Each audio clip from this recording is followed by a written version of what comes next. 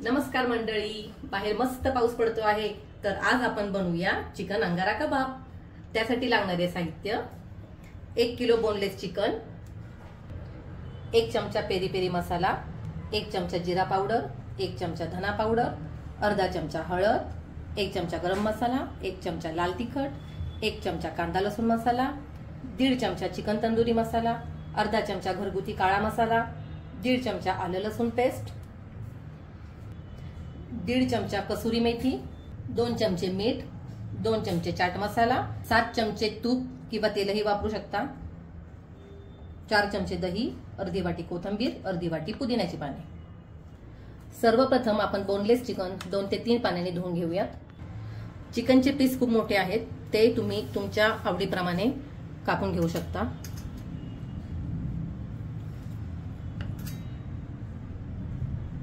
नाहीतर तुम्ही चिकन मधोमध कापून, तुम्हाला जर लवकर चिकन कबाब बनवायचे असतील तर असे पीसही करून घेऊ शकता. अशा प्रकारे सर्व पीस मध्यम आकारात कापून घेऊयात. आता आपण पातेल्यात काढून घेऊयात.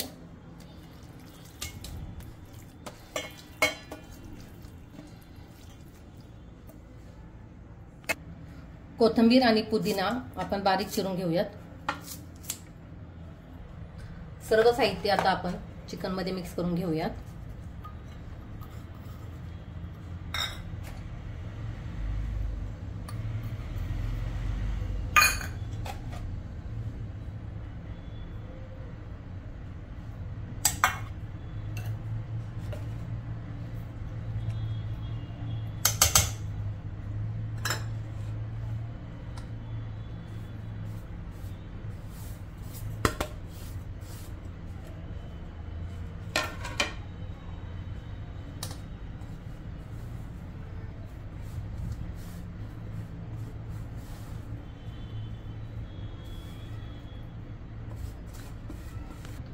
सर्व मसाले टाकल्यावर व्यवस्थित चिकनला मिक्स करून घ्या.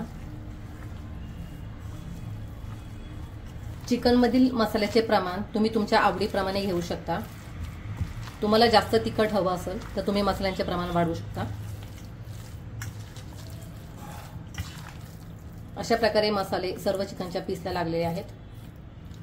आता हे चिकन आपण 7 ते 8 तास फ्रीज मध्ये मॅरिनेट करायला ठेवून देऊयात. कबाबसाठी लागणारी पुदिन्याची चटणी कशी करतात ते पाहून घेऊयात. त्यासाठी लागणारे साहित्य: 3 वाटी पुदिन्याची पाने, साधारणपणे 12 लसूण पाकळी, 4 मिरच्या, 1 वाटी कोथिंबीर, अर्धा चमचा मीठ, 3 चमचे दही, 1.5 चमचा साखर. यातील दही सोडून बाकी सर्व साहित्य आपण मिक्सरला बारीक करून घेऊयात. पुदिना, मिरचे तुकडे करून घ्या.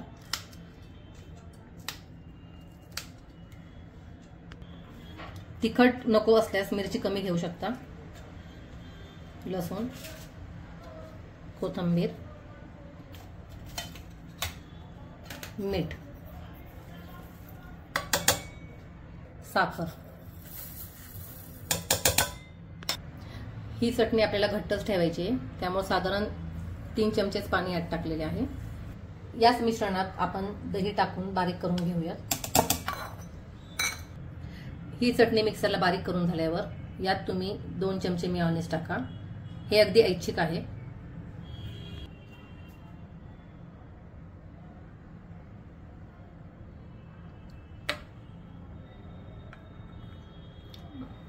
आपली चटणी मस्त दिसतीये. व्यवस्थित मिश्रण हलवून घ्या. आपली पुदिना चटणी तयार आहे. कबाबसाठी सॅलेड करायचे साहित्य आपण पाहूयात.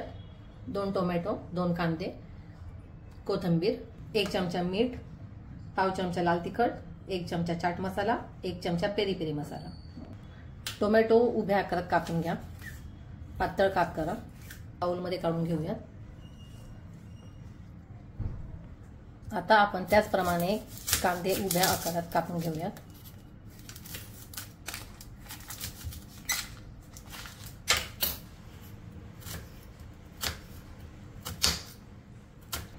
कांदा कापून झाल्यावर तो मोकळा करून घ्या.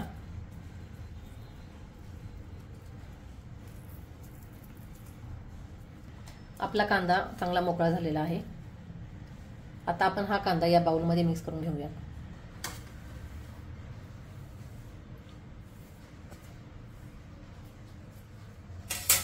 आता यात आपण हे मसाले मिक्स करून घेऊया।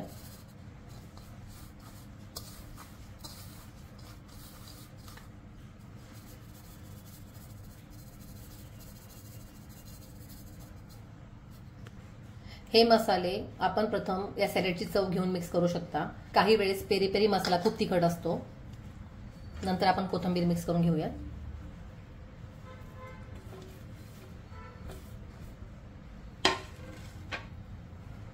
अर्धा चमचा लिंबाचा रस तुम्ही टाकू शकता।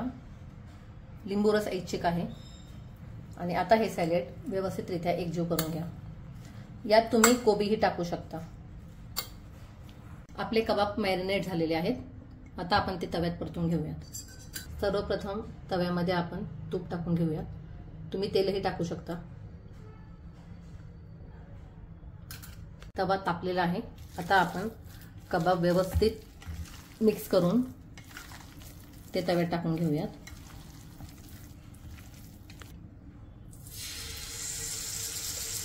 गॅस मध्यमच ठेवा।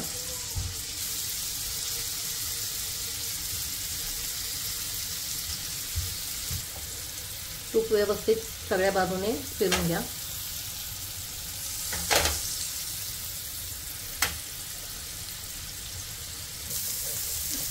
आता हे कबाब आपण पलटी मारून घेऊया। खालून व्यवस्थित भाजले गेलेले आहेत। हे कबाब तुम्ही जेवढे मॅरिनेट करताल तेवढे लवकर शिजतात।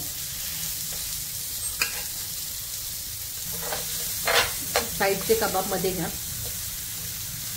व जे चांगले शिजलेले आहेत ते बाजूला करून घ्या।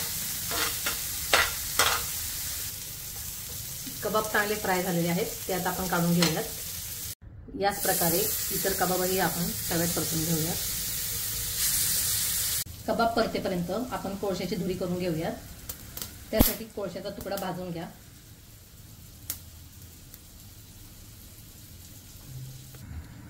आपला कोळसा चांगला तापलाय, तो आपण वाटीत ठेवून ती वाटी आपण डिश मध्ये ठेवूयात। आता या कोळशावर आपण तूप टाकून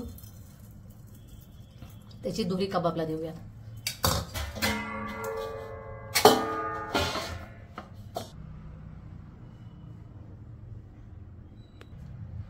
1 ते 1.5 मिनिटं झालेलं आहे। आता आपण परत काढून घेऊयात आणि कोळशाची वाटी बाजूला काढून घेऊयात। अशा प्रकारे आपले अंगारा कबाब तयार आहेत। त्याबरोबर केलेली पुदिना चटणी आणि कांदा टोमॅटोचा सॅलेड। अशा प्रकारे पहिल्यांदाच बनवलेला नॉनव्हेजचा पदार्थ तुम्हाला कसा वाटला हे कमेंटद्वारे नक्की कळवा। धन्यवाद।